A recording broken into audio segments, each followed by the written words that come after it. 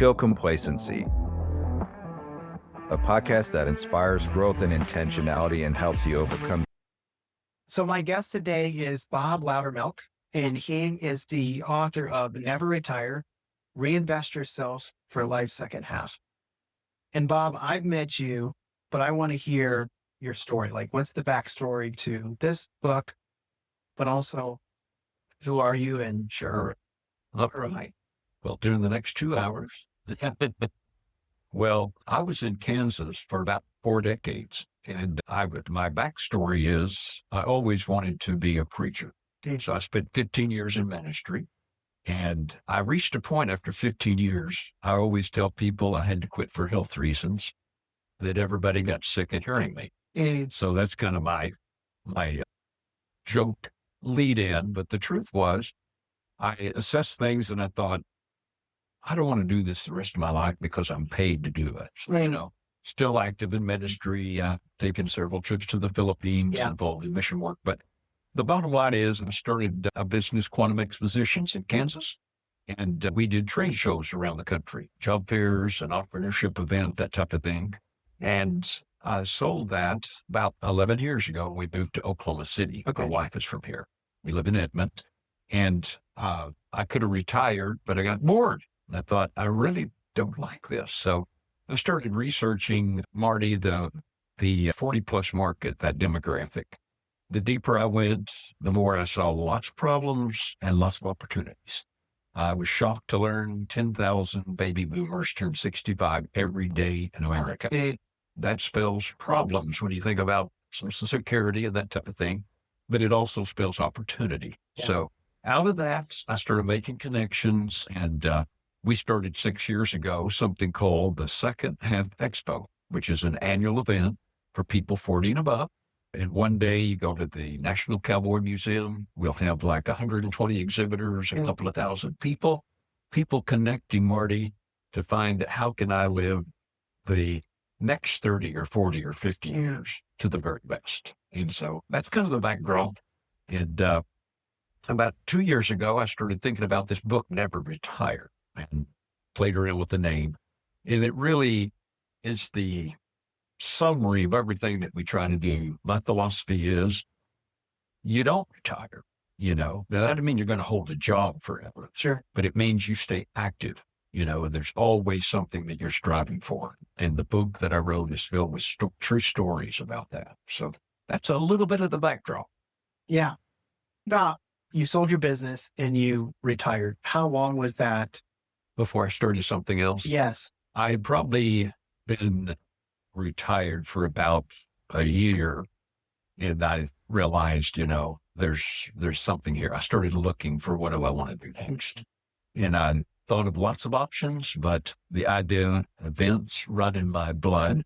My wife and all, we have something in common. My wife and I do real estate as well through the years, and lots of flips and some new builds and that kind of thing.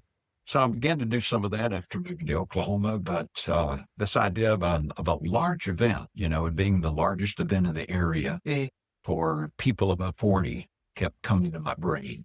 It's interesting, Marty, how we talked about it a while ago. Your network and the people that you're with, the people that you surround yourself with makes all the difference, And so it's because of connections that I realized this is something we can do. Teamed up with Robin Gunn, who's owner and publisher of the Oklahoma Senior Journal. She knew everyone in town. And out of that, we created an event and still going to this day. So, yeah. So talk to me a little bit about, because I've seen this too. And I've honestly, I've talked to my wife. I'm in the process of writing a book. Oh, repeat. And I told my wife probably a month ago, maybe 6 weeks ago, I said, my next book is going to be called Wealth for Impact, because I kind of see it on a different scale. I have all these entrepreneur friends who build this wealth, and then they stop and they plateau and they quit pouring in, and they quit doing the things that got them successful because they get, in my opinion, complacent, comfortable, and they no longer have to push. And I realized, like, man, if these friends of mine, these godly men, would continue to build their business, if their philosophy was about impact rather than about their self-fulfillment, like what could they do in their second half? Oh man, you're hitting on it. You're hitting on it for sure, because that's kind of the theme. One of my favorite cartoons that I saw was in a book written by Tony Robbins. And he's got this picture of this huge flock of sheep. They're all grazing, their heads are all down. One of them is on its hind legs, with his hoofs in the air, saying, "Wait, stop. We don't have to be just sheep." And that speaks to me. I think of myself as that sheep. And that's what I think of with the about 40 people is you don't have to stop. Yes. There's still a lot of gas in the tank. And in the book I reference, Dan Sullivan wrote a book that when I first saw the title, I thought, what? I've got to do that. It's called Living to be 156. Oh yeah, good old Dan Sullivan. Yeah. He believes it. Yes. And he said, I tell all of my clients, plan to live to 156. Not because he literally expects them to. Because you'll do so much more. Yeah. If you're 70, for example, or even 80, if you believed, many people when they hit 60, they think, okay, I'm slowing down, I'm retiring. But what if you thought, what if I have another 30 years, 40 years, 50 years left? Then it changes the whole horizon of time. And that's the message. You're going to run for presidency. Yeah. Or whatever. Whatever. Yeah. Yeah. We get some older presidents that didn't start until they were that age. So that's really the message, is to realize, you don't read the word retirement in the Bible, by the way. I know that. So it's all about continuing to be active. And we talk a lot in the book about mindset. And you hit on it just then, what you're saying with your friends. So what kind of response do you get when you... Well, in my reservation is I see my friends, they start getting money, right? Mm-hmm. So they've been grinding and grinding and grinding. They start getting money and they buy watches and they buy art and they buy new cars and bigger houses. And for me, I guess I've lived, well, I realized early on, I was a youth pastor. I got a day off a week, and I realized on my day off, those are my most discouraging, depressing days, because it was all about me. And so I realized a long time ago that I'm most fulfilled when I'm serving. Right. And so I see that in my friends, like, you've lived your whole life aspiring for retirement, aspiring to have financial freedom, aspiring for stuff. And I know it's not going to fulfill them. That's right. But if they created their wealth, if their why was impact the whole time, they would, I honestly believe God would bless their business more. I think they would grind harder. And I think that they would do different things in their life to find fulfillment. And they may not have as much money at the end of it, but they would have so many more blessings, so many more bigger life experiences than the stuff right that they're blowing their money on. That's right. That you hit on it, that word why, and I think every person needs to ask that question early on when you start a business or whatever. Why am I doing this? What's the exit strategy? What do I want to do with all of this? And someone said one time that God can't get it to you until he gets it through you. And when we realize that we're stewards of his, and we use whatever blessings he gives us, whether it's 2 mites, like the woman, that's all she had, or whether it's millions or billions, if we're using that for the needs of others, then that's where the real blessing comes in. I thought if I had something on my headstone, and I don't know, maybe one of your questions, what do you want on your tombstone? But he was a blessing. I think that sums up, for me, my philosophy. That's what I want. Your legacy. I want to be a blessing to you. I want to be a blessing to my friends and even to my enemies if I have some. So going back to the why, is the problem then, is that what we need to attack? Is people go into a career with their why being retirement? I think and we need to address that early on then, because they're living their whole life, right? Yeah. To get to the retirement. In the book, I talk about that we've been sold why. Retirement came in with Franklin Roosevelt, age 65. The average age at the time for males, 61. It was a very smart economic move. We've outgrown that. We're not there anymore. And so, and also, now we're living 20, 30, sometimes even 40 years longer than it was like back then. How many people do you know 100 and above, or you see their stories? And so we have this idea of palm trees and a beach and travel, and that's retirement. But the good question is, don't retire. Don't think retire from something. The question is, retire to something. What do I want to retire to? What do I want to be doing? I mean, think of that word stewardship, and to lay on a beach, and nothing against beaches, nothing against cruises, but make sure your why is there. Make sure that you get clear on, this is my purpose. This is what I'm here for. Yeah. And I don't know if you talk about in your book, but isn't there, don't men die shortly after retirement for lack of purpose? I heard that recently. It's like 24 months or something within retirement, they often die. That's true. Yeah. Is that what it is? Yeah. There's a lot of medical research referenced in there from various sources.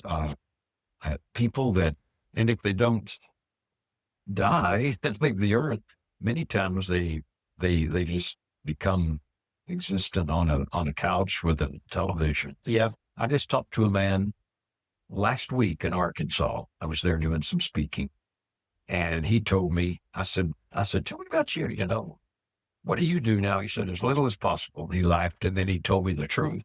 He said, my identity was tied into my job. I worked with this company for 45 years. I retired. He said, the second day I went out to my shop in the backyard, and I looked around and I thought, what am I supposed to be doing? He said, I broke down in tears. He said, I literally started crying. And he said, I realized this isn't going to work. So he immediately took on projects. Yeah. And I talk about in the book, that there's three kinds of projects. First of all is what we'll call a momentum project. Okay. And this helps us no matter if we're in our 30s, 40s, 60s, 80s, it doesn't matter. But we need a momentum project. That might be, for some people, cleaning out a closet. It might be washing the car, detailing it, something that usually takes about a week at most, take an afternoon to get momentum. And then I have what I call the quarterly projects. Okay. And I think every person does well every quarter of the year, have something you're focused on, something you want to accomplish. And it just makes a huge difference. And then the final one is the legacy project. It should be like the book, or be like a project, tied in with your legacy. The bigger projects that might take a year, 2 years, 5 years to complete. So a lot of what we try to do in the book is help people understand that there are systems, there are plans, there are things that you can begin to do to help you with this reinvention process.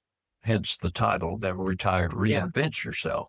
And it begins right up here with your mind and with your heart and coming up with your why. And then you build from there. Have you thought, I'm an entrepreneur, so my mind is instantly thinking of opportunity. Sure. Have you thought about joining what you had before and giving it to these folks? The job fairs. Oh, okay.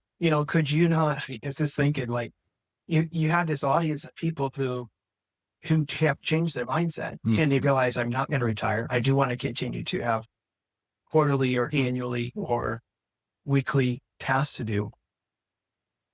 Have you thought about creating a job fair type of situation where they could go and create these tasks? Because I talked to a guy years ago regarding real estate. We were buying into a wholesale program, and he was in Florida, and we just got to talking, and he said, yeah, I'm retired. He said, I'm bored. He said, so I took this job. He said, I talk to entrepreneurs now 3-4 hours a day, but he said, it gives me something to do. And I get a pass my wisdom on. So that's my question, I guess, Bob. Have you thought about coupling what you did before with? Yeah. And I've done that in a sense because the expos that we're doing, part of that is helping people find, okay, what am I going to do next? But interesting you said that, because we're reinventing our whole model right now. Okay. I'll say more about it toward the end of it, but it's going to involve, more of the younger generation. Okay. We used to focus on the 50 plus, but now it's 40 plus. And the reason for that is that people, something shifts around 40. It's not a magical age, but it's a time when people start getting serious about how do I want this to end? And as we go through our 40s, our 50s, our 60s, we're thinking more and more about legacy. And hopefully we're thinking about what does retirement look like for me? And so we've tied it into that. We're looking at some expansion to other cities through a new partnership I just formed. Okay. We'll talk about that in the latter part, if that's okay. Sure. My other question for you is, you said it's changing from 50s to 40s. Do you think it is, and I read a book years ago, it was called, or I listened to it, it's called The Amazing Development of Men. And that woman, she had these seminars she did, but she went out to try to understand men because she was having a hard time getting married. But what she found out is a midlife crisis was often related to a death in the family or something big happening to a man. And that was when he revisited and asked those hard questions. So my question is, as parents have gotten older before having kids, I'm wondering if that metric is related to losing their parents in their 40s instead in their 50s. And now they're re-questioning and they're wanting to have more of that legacy. Do you think that's... There could be a connection. I haven't researched that, but I do know that life events, you can be going down one path. And my wife works in a rehabilitation facility, she's a speech pathologist, and she works with a ton of people that all of a sudden they had a stroke, so they can't speak anymore, where she comes in, or they've had, brain damage or Alzheimer's or whatever. And she's told me so many times, stories that are very sad, that totally unexpected. Or it might be a relative of that person as she gets to know, divorce can occur, Sure. age or like a death in the family, you have a car accident and all of a sudden you're in rehabilitation, you never Sure. thought you would be there. So I think you're right. I think those kinds of events will prompt people to start saying, what's the purpose? What's the meaning? And hopefully lead us in a good spiritual direction. Sure. Now, You talk about reinvesting yourself. What does that look like for someone? that's reinventing ourselves. Yeah. Yeah. Reinvention really is all about, like I said, it begins with the mindset. Okay. The old saying is attitude is everything, but it's all about, this Covey used to talk about, Stephen Covey, Yeah. the author. He talked about that of all the animals in the animal kingdom, that man is different because he has the power to choose. And then we have the ability to think about what we think about. And when I think about that, that I can stop and think about my thinking. Many times, there was an old motivational speaker, Zig Ziglar. He talked Yes. about, stinking thinking. And we need to check our attitude. So it begins by thinking about what has been my mindset, because that's the foundation of everything.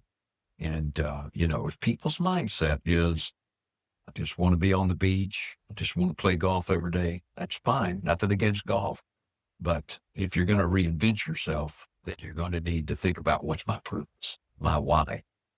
Why do I want this? So it all begins with the motive, motivation, right? There's two words, motive and action.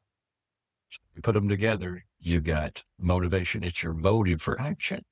Used to do workshops and seminars for companies. And I would say, everybody raise your left hand. And everybody would raise it up. And I said, great. So why'd you do that? I'd say, well, because you told us to. Want to be corporate? Okay, great. I'd say, now everybody put your chair on your back and run around this building 3 times. And nobody would move. I'd say, wait a minute. I said, you just said, you did it because I told you to. I'm telling you, put your chair on your back and get after. Nobody would move. They'd laugh. I said, now, if I pull out of my wallet, I'd have, 3 $100 bills. If I pull this out, somebody would always grab their chair, I said, why would it make a difference? Because the motive for action has changed. And so I think exploring our attitudes and our motives. Why am I doing this is what will bring about the act. So talk to me, Bob, about the person that's listening to this and they retired last year. Okay. And right away they recognized it. But they've been told their whole life that this is what they're going to live for. How do you help them begin to change this identity and begin to live with more purpose? First thing you do is order my book. But in all seriousness, in the book, it has many, many exercises and things that help them with that reinvention. And part of it is on mindset. Part of it is on having a project in mind. And there's some prompts and guidelines on how you get there, and also putting the pieces, following the breadcrumbs of your life. So we go through an exercise about taking time to look at your past, all your experiences, all of your knowledge, all of your expertise. And then what are you feeling pulled to do? Have you ever tried to push a rope? Yeah, It doesn't work. It doesn't work. But if you pull a rope, then it falls into a straight line. It's a lot easier. So when you're not pushing, but you're pulling and you're taking your cumulative experiences, your background, your education, that's the next level. But when it really gets exciting, Marty, is when you're being pulled. The rope is pulling you. And that's that calling. And so by going through the exercises that are in this book, it'll help them recognize, what am I being called to do? What's my purpose? And all of that culminates into, okay, if that's the case, then this is what I need to be doing today. And don't try to take on the whole world. The new book, more recent book, Atomic Habits, you probably read it. A few years ago, I got into push-ups and pull-ups. And, I could do 10. And yesterday, it was 100. Every day, it's 100 push-ups a day, But you start with one. So he said, if you want to do push-ups, do one push-up. Yes. Stop. You want to floss your teeth, floss one tooth. So I would say the same thing. Once you start identifying that calling, then take time to say, okay, what can I do today? That'll be very simple to do. What are some of the lies people believe about retirement? Sure. Well, one of the lies is that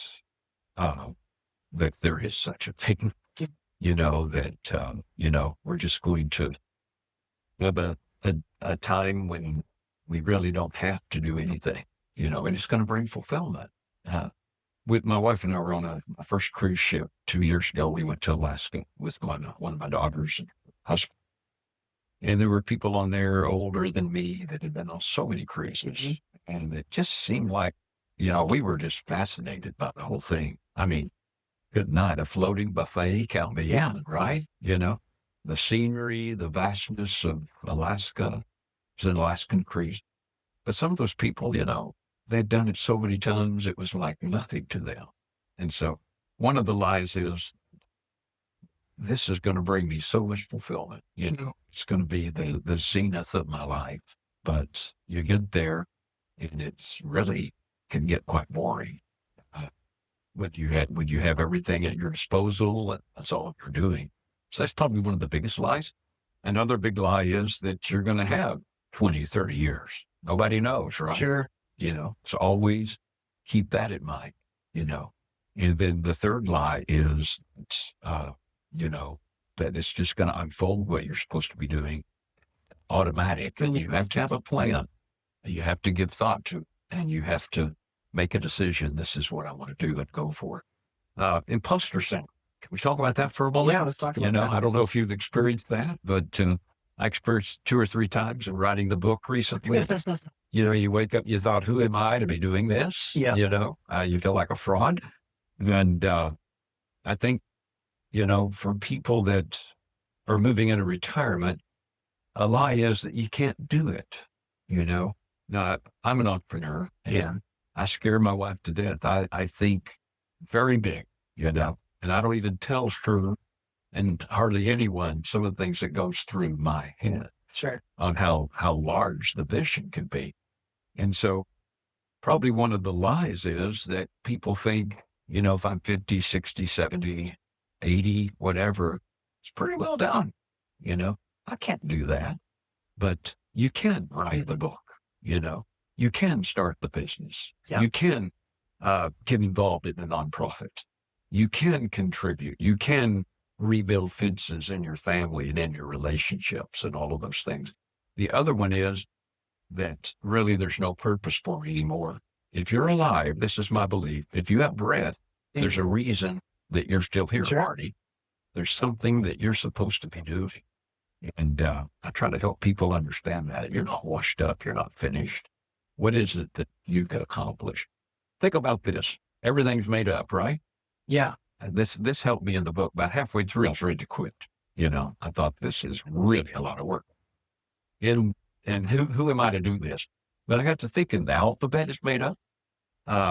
Space travel is made up. Airplane travel. I mean, of all things, 2 bicycle mechanics made that up. The Wright brothers. The internet. Everything you look at, somebody made it up. Then I thought, Marty, if they can make it up, why can't I? So we're making it up, right? Yeah. This podcast, somebody made that up. Yeah. Which, by the way, I like the name, Kill Complacency. Yeah. It's excellent. It aligns well. It really does. Yeah. Why do people tend to trade purpose for comfort once they've achieved financial freedom? Ooh, that's a good one. I think that people, it's again, the complacency thing. We get comfortable and we don't challenge ourselves anymore. And envision, if you will, I wish I had brought a rubber band, but you put a rubber band around these 4 fingers and you hook it and you raise it up. What's in between? Tension. Yeah. Tension. Rubber band. So how do you get rid of the tension? Well, either this has to come up, bottom hand, or this has to come down. Now the metaphor, and I think this is so powerful, it ties in with what you're asking. This is reality, the bottom, okay? You get a new vision, and so you stretch, and your vision is up here, and in between is tension. Human beings and our brains do not like tension. So either the vision has to come back down to hit your reality and get rid of the tension, or your floor has to go up. Have you read any Benjamin Hardy, Scaling and all of that? I love his writings. And he talks about the floor, a new floor. Yeah. And so with the book project, for example, I had the vision, and I write about it in there. I really was, one guy told me, you need to scale it down. This could be 4 books, make it smaller. And I almost listened, but I thought, wait, I remembered the rubber band. And I thought, no way, and so I kept the vision high, what I wanted, and raised the reality. And that's why that consultant didn't get hired to help me. And that's why we have the full book. So I think helping people understand that concept, that set your vision, but then realize there's going to be tension and let reality, the floor, be raised to your new level. So what's the real cost of drifting or comfort in one's life? Yeah. All travel on a jet airline, if you can get through the lines at the airport right now, if you get on a flight, they're always 2 or 3 degrees off, right? They're always drifting. And so they have to continually correct constantly as they're making their flight. Or you might think you're going to New York and you end off, 100 miles somewhere different. And so that's the challenge with drifting. If you don't have a center, if you don't have a North Star, if you don't have something you're aiming for, then you will drift. And I think, Marty, for so many people, not just entrepreneurs, but all of us, we need a guiding star. And for me, that guiding star, and I think for you, is our faith in the Creator, and that's the direction we want to go, is, with the Word of God. That's our North Star. Yeah. But for a lot of people, they're drifting because, going for.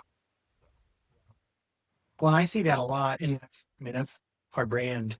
I read a book years ago by Napoleon Hill called, Napoleon Hill wrote Think and Grow Rich, but he wrote another book called Outwitting the Devil. You read that one? I've heard of it. I haven't read it. It's not a well-known book, and honestly, theology-wise, it's really messed up, but it's a little bit creepy. Mhm. It's kind of like Screwtape Letters. I see it. But in it, he essentially has like a podcast, an interview with Satan, and Satan, he continues, Napoleon Hill continues to ask him, well, if you were in the school system, what would you do? If you were in the church, what would you do? If you were in the home, what would you do? And the common theme that Satan does consistently to people is he gets them to drift. Because he says, if I can get them to drift just a little bit, if I can get them to be off, he said, I can do it a little bit more, and a little bit more, and a little bit more. It's like boiling a frog. You don't even realize it. Right. Yeah. You never drift upstream. You always drift downward. Quit swimming. You're going. And so, it's going to take energy. It's going to take the North Star. It's going to take a vision. This is the direction I want to go. An old preacher I heard one time, he said, you never drift upward. You always drift downward towards hell. So true. Yeah. Complacency. Yeah, that's good. If someone is approaching retirement right now, what should they be thinking about instead? All right. Most of the books written today are written about the financial part. And I didn't put a lot in my book about financial because there's some great work out there. So that's a great emphasis. And you go to your wealth manager, most of them are not going to say, tell me about your plan, tell me about your purpose. It's all about the finances and that kind of thing. Well, that's important. They also need to be thinking about, as I said earlier, not what am I going to retire from, but what am I going to retire to? I think that even financial planners should ask that question. Bill, Joe, Mary, what do you want to retire to? And get them to have a plan in mind so they're not like my newfound friend in Arkansas and they're in the wood shop crying their eyes out the second day of retirement. So how long has that guy been retired? Probably 10 years. Okay, I'm guessing about 10, but he found a purpose. He found something that he could be involved in, and it started with a project. Mm-hmm. So, one man at church, his name is Jimmy, and we were talking about this concept one day, and he said, I'll tell you what my purpose is, my retirement is, that's my grandchildren. He's with them every day. He loves it. He's helping the parents. That's his mission. That's his purpose. So it doesn't have to be some grandiose concept. I was talking to my friend Caleb, who's in the studio with us today, about his dad, whom I know. And I said, what does your dad do? He's been retired for 10 years or so. He said he helps his neighbors. They think he's Superman. There's not hardly anything he can't do. And all of that is purposeful work. You have a purpose. You have a reason to get up in the morning. Just doing this. What's that? You're not just flipping the channel. No, exactly. Yeah. Yeah, it's exciting. What scares you more, failure or becoming irrelevant? Boy, that's a good question. You caught me on that one, Marty. Failure or becoming irrelevant? I would say becoming irrelevant is the biggest failure. Yeah. And as an entrepreneur, we can't be afraid of failure, right? No, we're going to fail. That's right. In fact, get it over with. The sooner you can get that done, the better you can be. But to become irrelevant, to have no reason or purpose. Yeah. That's the worst. That is the ultimate failure. I knew it was a good question, but I knew there was, for me, it's a clear answer. Because can I steal that one from you? Fail fast, fail often, That's right. We don't do it anymore, but we used to go around the table every night at home. And we'd all share a win of the day, something crazy from the day, and a failure from the day. Because I wanted to instill in my kids, it's good to fail. Yeah. Because now we're trying. Right. But if we're not failing, we're doing the same old. Yeah. Because we're good at it and we're not challenging ourselves. So that's it. Yeah, we can't be afraid of failure. You've heard of Abraham Lincoln. Mm-hmm. He wasn't afraid to fail, right? You've heard of George Washington. Yeah. Wasn't afraid. You've heard of Colonel Sanders. 1,006 rejections. He wasn't afraid of failure. Are you familiar with Holman Walsh? He was afraid to fail. That's why you have to. The point being, everyone you read about that's made history, we don't know how many failures that they did. Yeah. And I talk about several in the book. Grandma Moses didn't start painting till she was 70. And one of her paintings after her death sold for over $1 million. And she found old paint and some old rags in her house and started painting at age 70. And Colonel Sanders, the story, 65 years old when he started his business. Many, many examples. Jake Kroc, wasn't he? Mid-50s? I think he was, yeah. Yeah. Read his book last year, 2 years ago. It was really good. Yeah. What was the name of it? I'll tell you a bit. Okay. You just put me in the spot. That's okay. Golden Arch. Yeah, what's it called? That stretched her. Yeah, I'll figure it out. It's a good book. Yeah. In it, McDonald's really struggled for many years, Mm-hmm. and they were failing, but they kept growing. Right. And they figured it out. Figured out that they were in the real estate business. Yes, that was a big switch. Yeah. And I think at that point, once they did that, then they went after insurance money.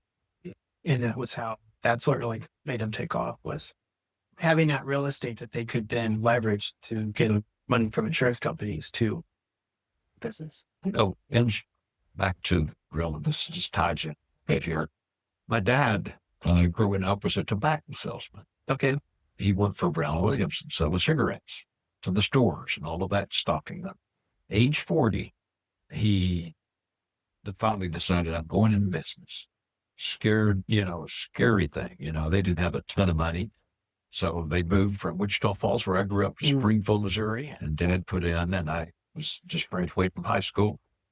And I went up and helped him the first year. We put in a putt golf course, some franchise, 1,000 of them around the country, and 54 holes. And he loved golf.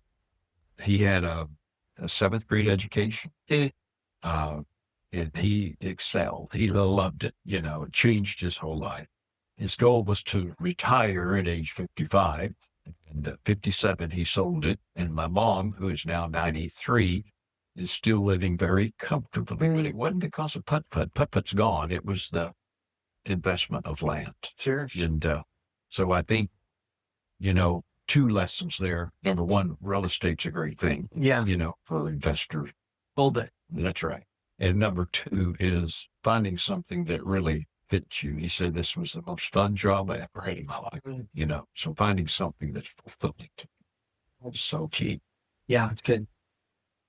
Bob, if you could identify something you're doing right now that your future self would thank you for, what would be something you think you're doing?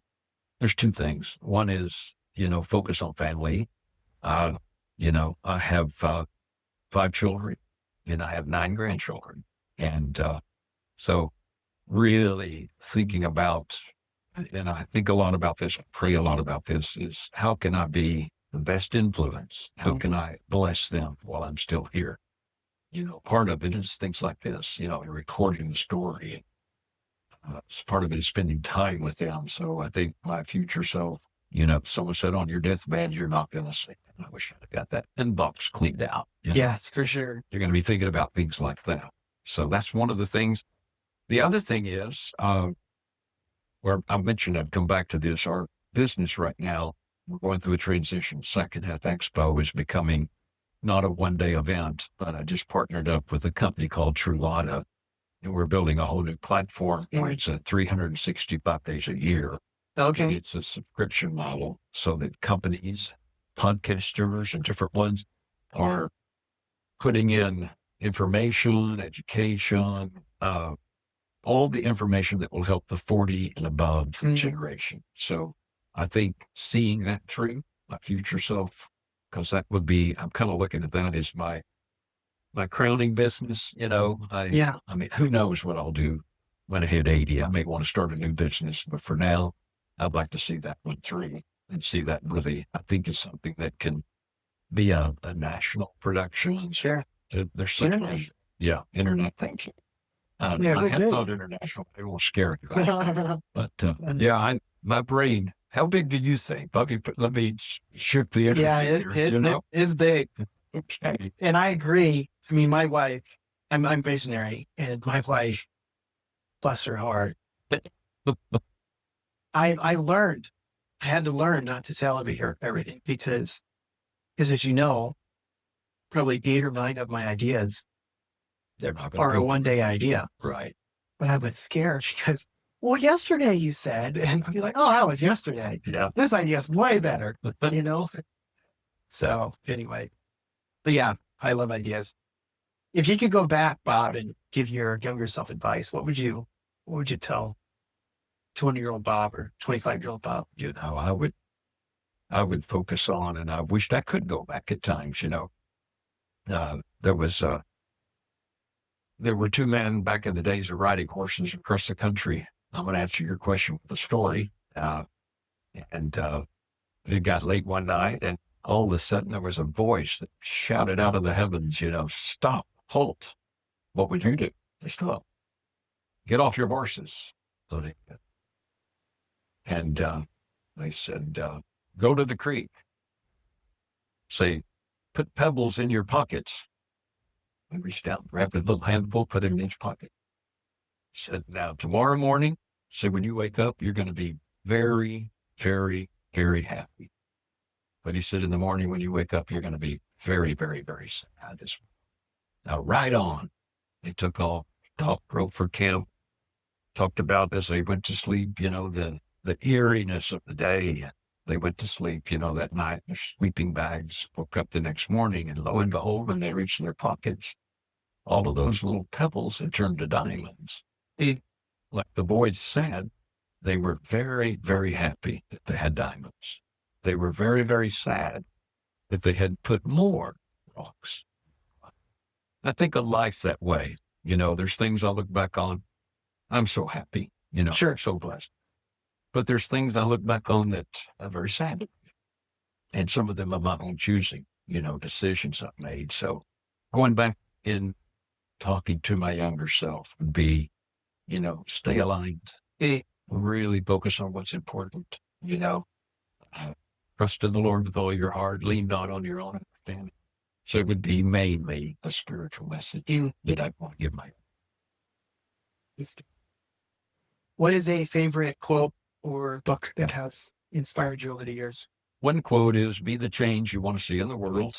Back to the sheep. Who said The that? person there. That was Gandhi. Okay. Yeah. Be the change you want to see in the world. I think that's a great message.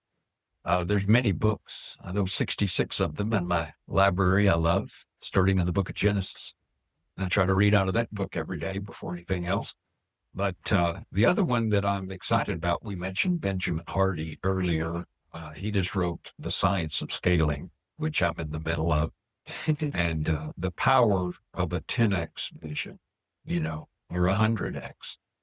But it's a lot easier. He wrote another book, 10x is easier than 2x, with Dan Sullivan. The whole concept is it's easier to go big and to raise your floor because your brain has to think differently. Yes.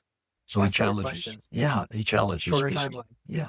You know, like with your podcast, if your goal is to get, you know, 100,000 listeners, I don't know how many you have, but in 5 years, he said, let's change that to 1 million listeners in 1 year. Yeah. And there's no way you're going to get there doing what you're doing now. So that book has been real challenging for me. That's one that I really like. That's a. When you get done with the scaling, go back and reread 10x is easier than 2x. Okay. Because I just did that, and I felt like, because he has 10x is easier than 2x, which is an awesome book, and similar in some ways to the Science of Scaling. But I feel like 10x is easier than 2x is the systems. Right. So I felt like going back to back, it cast this vision and gave me this formula. 10x is easier than 2x almost gave me the systems within it. So it's really powerful. You know, he wrote for years with Dan Sullivan. Yeah. He's my favorite author. Yeah. But on his tools, his thinking tools, just fantastic. You know, what is it? The thinking filter? Again, all of those. But Impact filter. yeah, the impact filter. Right. But he finally had a goal. I want to write books on my own. Yes. And so, and Sullivan, I just noticed he's come up with a book. Ben talks about 10x. Oh, Sullivan's coming up with one about 100x. Let's really take it to a new level. But all I'm saying is, if you get a vision, if you're going to have to work, why not do it at a level that's going to make the best impact? Our mutual friend here in Guthrie with the coffee shop, he mentioned to me just today, first I thought about, let's have coffee shops all over the nation. He says, I finally become very content with this shop, but then he does his online, and his growth that. So everybody has a different motive, a different vision. Just, what you want to end up with satisfaction and with focus. And the main thing, Marty, is making sure we're aligned in the direction. For you and me, that's spiritual. Yeah. Yeah. Bob, if this was your final recording, say something happened on the way home, what would you want the world to know? What's your signature to the world? Yeah. The something you and I talked about earlier, maybe one podcast, I had, what do I want on my headstone? He was a blessing. And so that's what I would want to leave the world is, he had diamonds in his pocket. He could have had a lot more. There's things he's very happy about, things he's very sad about in life. But, in the end, it all came out well because he was a blessing to us, and blessing came from above. Every good, perfect gift comes down from above. So that pretty well sums it up. Bob, how do people find your book? How do they find you? Thank you for asking. There's two ways. It's on Amazon, of course, and but also the book can be found, and I encourage people to go to the website because there's some other things we're doing on the website. It's neverretire.life, L-I-F-E, neverretire.life. And on there, they can sign up for the newsletter. Also, in addition to the book, we're also helping other authors write their books under our publishing brand, which is Never Retire Press. Okay. And we're getting ready to put together a cooperative book of 24 experts in this space of 40 plus. So we have an opportunity for experts in their fields to have a chapter in the book. And all of that's on the website. Okay. Neverretire.life. .life. Yes. Well, thank you. Thank you. This has been wonderful. You're a great interviewer. I appreciate it.